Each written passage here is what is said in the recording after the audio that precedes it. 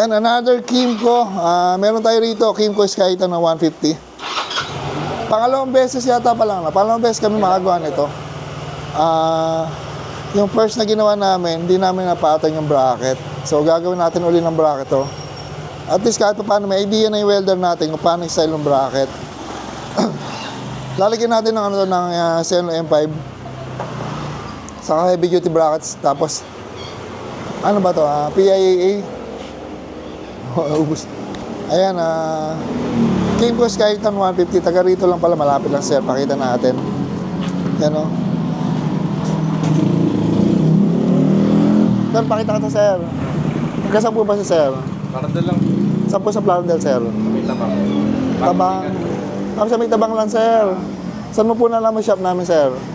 Nakita ko lang din yung sa Facebook. Sa group sir ng Skytown. Or may pinost kami dun sir kaso di naman na pattern. Kasi kala ko madalang naka-Skytown. Pagkaganda naman pinapattern yung bracket. Nung ko nakita maganda yung pagkakagawa eh. So wala itong available pa sa bracket sa market sir. No? Mahirap kasing ihanap pagka mga Kimco na yun. Anong hanap po name mo sir? Joey. Sir Joey, baka ma-shoutout ka Sir Joey.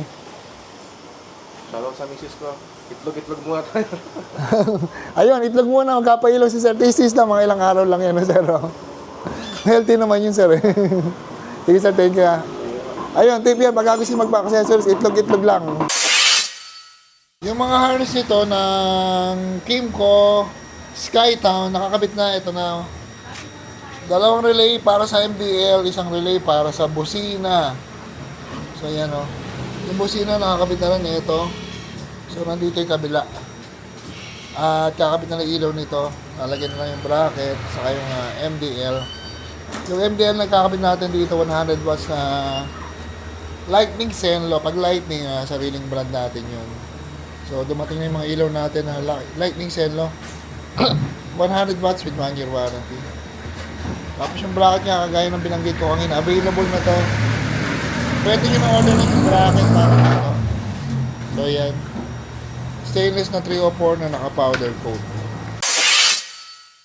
Ito yung gagamitin natin bracket dito sa Kimco Skytown. Ayan o. Meron pala siyang arm, additional arm para maikabit sa chassis. Ayan o. Ganito yan. May kakapitan sa taas, tapos ito dudugtong doon. So, yung buong bracket, nakabitin sa metal part. So, hanggat maaari kasi, maikabit namin sa metal yung bracket para matibay, hindi sa pairings lang. Pag binili nyo ito, kasama na yung mga tornilyo. Saka yan, ganyan kasama na yan. Tapos, bibidyo rin natin kung paano kinakabit para may guide na kayo kung sakali mong gusto nyo kumuha nito para sa Kimco Skytown nyo. So, ang presyo nito, 1,700. 304 stainless na powder coated. Kasama na yung mga tornilyo. So, ayan. Yan, ito na yung Skytown na Kimco. Ito na yung bracket na ikabit na natin. Yan yung heavy duty LED bracket. Pagkakaalam ko, tayo pa lang mayroon na heavy duty LED bracket para dito sa Kimco na Skytown. So, yan, matibay yan. Ito ba yung nakatornilyo sa chassis ito? Ito ba yun? Ito yung kanina pinapakita ko, may tornilyo, mayroon siyang metal rod pababa. Ito tornilyo rito, ayun o. Tapos doon na yan, tugon yan. Basta hindi kita dito na yan. Ito nakakapako. Ayun, doon. So ayan o. Tapos dual arm. Capsule hole dito. 304 stainless na naka-powder coat. Yan. Kasi yung mga pat.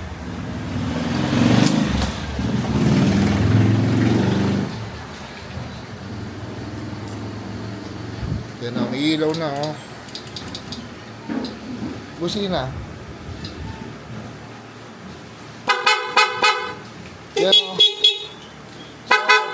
Finishing touch na lang to, kakabit na lang yung mga kay cable tie na lang yung mga wire, tapos dana tayo. So, dana tayo, kompleto na yung mga bearings niya, test ulit natin, pat, pakatesting pat. Ito. Wala ko na dyan yung owner.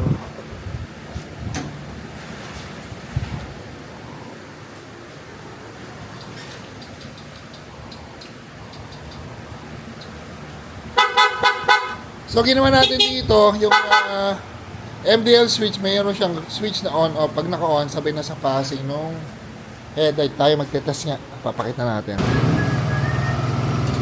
Ito ginawa natin, mayroon siyang switch na 3-way, pero on off lang to.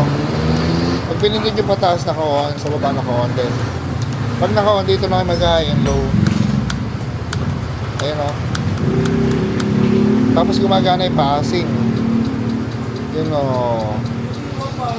So, meron na siyang passing. Tapos, yan. Busina.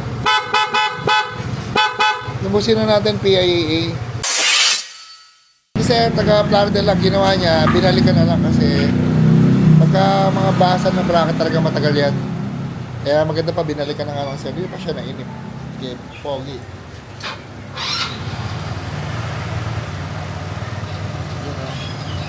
Nagka-passing din yung MDL niya. Passing mo. Ayan, passing mo. Ayan, nagka-passing din yung MDL niya.